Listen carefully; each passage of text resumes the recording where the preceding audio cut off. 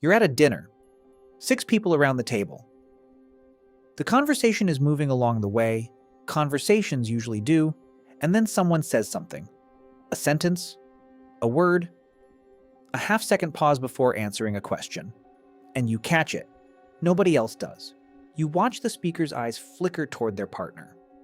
You notice the smile that didn't quite reach. You register the shift in the room before the room has even shifted. And later, driving home, you replay all of it. Every micro-expression, every undertone, everything that was almost said. People will call you overthinking, anxious, too sensitive, too much in your head. Maybe you've even said it about yourself. But what if it's none of those things? What if the wiring that lets you catch what other people miss is doing exactly what it was built to do? And what looks like overthinking from the outside is something a lot closer to a finely calibrated instrument the rest of the room doesn't have. Researchers have spent decades studying people like you, and what they've found is not what most people assume. So let's start with the recognition. Because before any of this makes sense, you have to see it in yourself. You walk into a room and within 3 seconds you know who is comfortable and who is not. You read the text twice. The first time for the words, the second time for what's underneath them. You hear someone laugh and you can tell almost immediately whether the laugh is real or whether the laugh is the kind people produce because the moment required one. Your friend says, "I'm fine," and you don't believe her, and 3 days later you're proven right. You're not guessing, you're not paranoid. You're catching signal in noise that other people are not tuned to. And here's what almost nobody tells you. This isn't a malfunction. The mind that catches everything is not a broken version of a calmer mind. It's a different kind of mind altogether. A mind built for depth instead of speed. A mind that takes in more data per moment than the average person, and then refuses to let that data go until it's been understood. But there's a cost to this. We'll get there. First, the wiring itself. Because if you've spent years being told that you're too much, that you read into things, that you should just relax, you're owed a real explanation of what's actually happening inside you. Your nervous system is doing something specific. It's running every interaction through a deeper filter than most. When someone speaks, you're not just processing their words. You're processing tone, micropauses, body language, what they said yesterday, what they didn't say today, and the gap between the two. By the time the conversation ends, you've processed more information than the person sitting next to you has even noticed existed. And then the loop starts. The replay. The analysis. The 2 a.m. version of the conversation where you finally figure out what was actually going on. Your brain isn't being cruel to you. It's finishing a job it started. But here's the question. Nobody really asks. If this is so useful, if catching what others miss is supposed to be a strength, why does it so often feel like a burden you didn't sign up for? That's the part most people get wrong about this, and it's where the real story begins. For a long time, researchers studying high-sensitivity nervous systems kept noticing the same thing. The people who scored highest on awareness and depth of processing weren't just emotional. They were taking in roughly the same world as everyone else and extracting more from it. More signal, more subtext, more nuance per second. Elaine Aron, who spent her career mapping this trait, found that around 15 to 20% of people are wired this way from birth. Not damaged, not anxious by default, just running a deeper processing system in a world built for faster, shallower throughput. And once you know that, a lot of things start making sense. The reason you feel drained after a 2-hour coffee that other people called nice. The reason loud restaurants exhaust you in a way you can't explain to people who don't get it. The reason you need an hour alone after a family event, not because you didn't enjoy it, but because your nervous system was running at 3 times the input rate of everyone else in the room. You weren't being dramatic, you were running hot. There's a difference. Now here's where this gets harder. Because if we stop here, this becomes another script that just tells you you're special, and you've been told that already.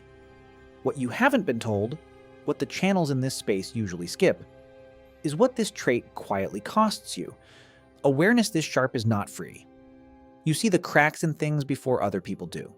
You see the relationship starting to dim while your friend is still in the honeymoon phase of it. You see the manager who's about to be pushed out before HR has even started the conversation. You see the small dishonesty in someone's eyes during a moment they thought was hidden. And the problem with seeing all of this is that most of it can't be acted on. You can't tell your friend her partner is checked out. You can't warn the colleague. You can't unsee what you saw at the family dinner 3 Eids ago when your uncle said something and your aunt's face did a thing for half a second. So you carry it. Silently. Year after year, a library of observations nobody asked you to keep. This is the cost nobody names. Awareness without an outlet becomes weight. And there's another piece of this that's worth saying out loud. Sometimes the sharpness wasn't only born, sometimes it was sharpened. If you grew up in a home where you had to read the room before you spoke, where one parent's mood determined whether the evening was safe or not, where you learned to track footsteps in the hallway, where you became the child who knew before anyone announced it that something was wrong, your awareness got trained early. Researchers studying childhood hypervigilance, including work coming out of attachment and developmental trauma fields, have shown that children raised in unpredictable emotional environments develop scanning systems that stay on for life. The wiring may have been there. The volume got turned up. This is the part most videos won't tell you, that your gift might also be partly your scar tissue. Not entirely. Not always. But sometimes. And being honest about that is what makes the rest of this real, instead of flattering. Here's something you should hear clearly. You don't need permission to be this way. You already are this way. You've been protecting yourself with this awareness for as long as you can remember. The replaying, the analyzing, the catching what others miss, you didn't invent it on purpose. You built it because at some point in your life, knowing was safer than not knowing, and it worked. You are here. You made it through. The system did its job. The question isn't whether to turn it off. You can't. The question is what to do with a mind that sees too much in a world that doesn't always want to be seen. And the answer to that question is more complicated than the internet usually allows. Because here's the second thing researchers studying this kind of mind have noticed. People with this level of perceptiveness often struggle with something specific, knowing where their reading of a situation ends and their projection onto it begins.